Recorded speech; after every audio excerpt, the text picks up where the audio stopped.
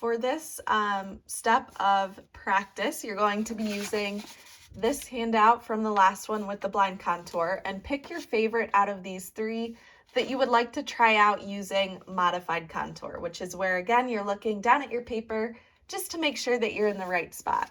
So I'm going to do a quick demo with this leaf in the middle of how to break things up into your simple shapes first, get everything laid out before doing the contour drawing. So I'm going to start with a circle for the outline of my leaf. It's a great way to just make sure that everything is spaced out and will really fill the page versus having a tiny leaf off to the side. So really fill the page.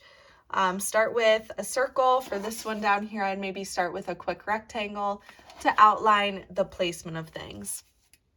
And then from there, I'm going to break it up by each individual part of the leaf. So I'm going to draw a line down the middle here just to separate it so I know which leaves are on the left, or which part of the leaf is on the left and which part's on the right. So from this midsection, I'm going to extend a circle for this smaller leaf here. And then there's kind of a little triangle or little point coming off of that. And then I'm going to outline a circle for the next one with that little triangle coming off the end. And then the third.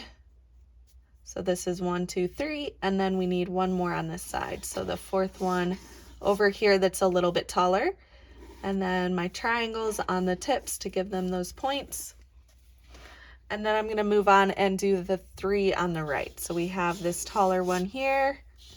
There's that shorter one, and then the smaller one at the bottom. So really look at, as you're drawing your shapes, the length of things and the angles.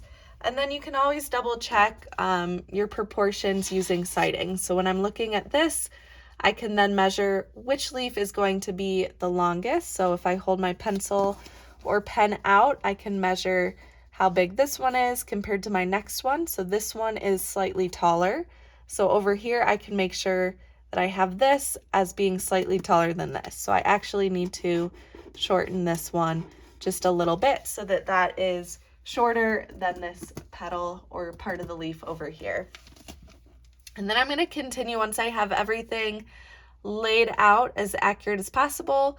I'm going to continue with the contour outline.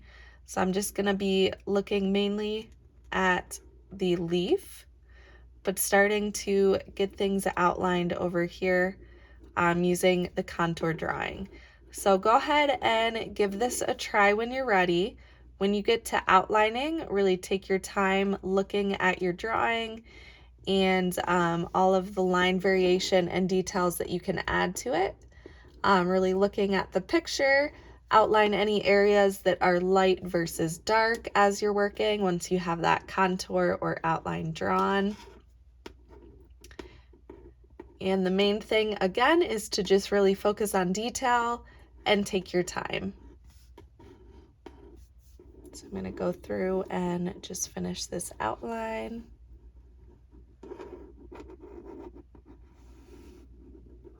All right, so now I have the nice outline of the leaf where I could continue working by adding the details inside. So I would add the lines in the middle and then the texture on top. So all of these lines extending out. And if you're working in pencil, the nice thing about working in pencil is that you can erase all of those guidelines when you're finished versus in Sharpie where I'm not able to erase any of the circles or the outlines around the outside. So go ahead, get started, take your time, and really observe detail.